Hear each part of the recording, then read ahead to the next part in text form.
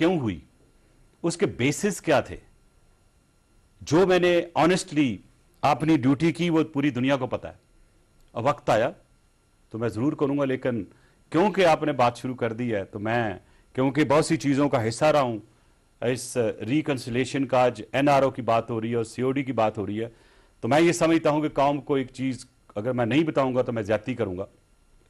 COD जो है वो क्या है, बेसिकली फैसला ये हुआ था कि पॉलिटिकल विक्टिमाइजेशन को एंड करना है। तो इसको एंड करने के लिए क्या किया जाए, तो दो चीजें बड़ी सामने आई। एक, उन्होंने कहा कि पीसीओ का कोई भी जज होगा तो उसको अलाउ नहीं किया जाएगा और एक कमीशन बनेगा, वो इसको स्क्रूटनाइज करेगा। दूसरा, जो पॉलिटिकल केसेस बने हैं उनको खत्म कर दिया जाएगा। एनआरओ तो बाद में आया, सीओडी ये कहती है। और आज देखें, और ये भी एक हुआ कि कोई पार्टी जो भी पावर में होगी और जो अपोजिशन में होगी, हम दोनों में से, वो किसी भी सूरत में कोई व्हीकल यानी कोई इंस्ट्रूमेंट इन्वेंट नहीं करेगी जिसके तहत सिटिंग गवर्नमेंट को डिस्टेबलाइज किया जा सके। अब आ जाए आप NRO, which is stated as national reconciliation for the nation.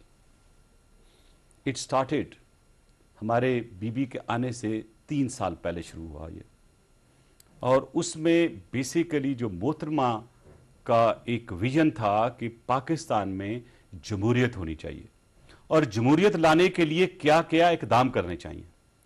और उसी स्ट्रगल में जो पहली मीटिंग हुई मेरी इसाक डार साहब की, वाजिद शमसुल हसन साहब की, और मैं इसमें ट्राइब्यूट दूंगा गौस अली शाह साहब को कि he acted as a conduit between us, और उस मीटिंग में बहुत सी चीज़ें तय पा गई। उसके बाद मेरी और मियाँ शहबाज शरीफ साहब की मीटिंग हुई और इस तरह मीटिंगें चलती रही। फाइनली सीओडी बनी। उस सीओडी में ये चीज़ें आई जो मैंने अर्ज़ की हैं। उसके बाद तरीक़ाकार ये तय करना था कि पाकिस्तान से डिक्टेटरशिप से निजात कैसी ली जाए।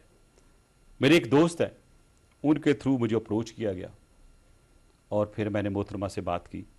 मोहतरमा किसी भी सूरत में तैयार नहीं थी कि वो मिलिट्री लीडरशिप से बात करे। बहरहाल काफ़ी परसुएंस के बाद, जिसमें प्रेसिडेंट जरदारी साहब भी हमेशा साथ कंसेंसस में, कंसल्टेशन में साथ होते थे, तो फैसला ये किया गया कि इनके साथ बातचीत की जाए। और उस बातचीत में पहले होमवर्क हुआ, ग्राउंड वर्क हुआ। उस ग्राउंड वर्क में प्रेसिडेंट मुशर्रफ ने कुछ लोगों को नॉमिनेट किया और मोहतरमा ने अपनी तरफ से मुझे नॉमिनेट किया। और जनरल मुशर्रफ की जो मीटिंग हुई थी दुबई में, अबू धाबी में, उससे पहले हमारी बहुत सी मीटिंगें हो चुकी थी, जिसे होमवर्क कहते हैं आप, वो हो चुका था। और होमवर्क में यह था कि मोहतरमा ने कभी केसेस की बात नहीं की थी। मोहतरमा पाकिस्तान के लोगों के लिए एक विजन रखती थी। वो समझती थी कि पाकिस्तान तरक्की नहीं कर सकता जब तक जमहूरियत ना हो। और वो एक, उनको एक विजडम के साथ साथ एक क्रेज भी था और एक हमदर्दी थी मुल्क के साथ। तो उन्होंने बात ही जमहूरियत से शुरू की। जब हमारी पहली मीटिंग हुई है, उसमें मोहतरमा ने जो डिमांड्स रखी, पहली उनकी डिमांड ये थी जनरल मुशर्रफ से कि इलेक्शन टाइम पे होंगे और जनरल साहब आप यूनिफॉर्म उतारेंगे और उसके बाद आप सारी पार्टीज को इक्वल मौका देंगे और उसके बगैर हमारी आपसे बातचीत आगे नहीं चल सकती। ये बात वापस आकर उन्होंने जरूर डिस्कस की। जनरल मुशर्रफ जिंदा है, आप उनसे पूछ लीजिएगा, मैं क्योंकि उस मीटिंग का हिस्सा था। जब हमारी दूसरी मीटिंग हुई तो उन्होंने कहा जी कि मोहतरमा आप पाकिस्तान ना आए क्योंकि आपके खिलाफ केसेस हैं और दूसरी यह है कि आपकी जान को खतरा है। तो मोहतरमा ने कहा कि देखें, आप मुझे पाकिस्तान में आने से मना नहीं कर सकते। I am not afraid of my cases, I have already suffered a lot, I would like to suffer more if it is required. और जहां तक तल्लक है मेरा वापस जाने का, तो जनरल साहब आने का फैसला मैं करूंगी। वो आप नहीं करेंगे। जनरल साहब ने कहा नहीं, 31 दिसंबर को आप आए, will celebrate the new year together. She said, general साहब no, I will decide my day. So this is how she decided her day. आप देखें कि एनओआरओ में केसेस की बात बहुत करते हैं। चौधरी शुजात साहब पीएमएल के उस वक्त द लीडर थे, आज भी पार्टली लीडर हैं। मुशाहिद हुसैन साहब, मुझे मैसेज मिला एक जो हमारे इंटरमीडिएट काम कर रहे थे कि चौधरी शुजात साहब तशरीफ़ लाना चाहते हैं दुबई में मोहतरमा से मिलने के लिए। तो मैं उस वक्त लंदन के लिए तैयारी कर रहा था, जाने के लिए एयरपोर्ट पहुंच गया हुआ था। तो मुझे मोहतरमा ने वापस बुलाया कि चौधरी शुजात आपको पता है वो बाद में आना था, आप आना चाहते हैं तो आप आ जाइए, वापस बात करनी है। तो मैं वापस गया तो चौधरी शुजात, मैंने कहा आप आ जाए, देख लेते हैं। साथ ही फिर मैसेज आया कि मुशाहिद हुसैन साहब भी साथ आना चाहते हैं। तो मोहतरमा ने कहा अगर मुशाहिद हुसैन साहब भी आ रहे हैं तो then you deal with them. एक अंडरस्टैंडिंग दी थी, चलो बात करते हैं, लेकिन से पूछे किस लिए आ रहे हैं ये। तो इनका ख्याल था कि ये केसेस पे और एनआरओ पे बात करेंगे। जब मोहतरमा को ये पता चला कि ये उस पे बात करेंगे, she refuse to meet them. मैं वो जिंदा है और मैंने चौधरी शुजात साहब को फ़ोन करके कहा था सॉरी सर आप नहीं आइएगा, and we called it of.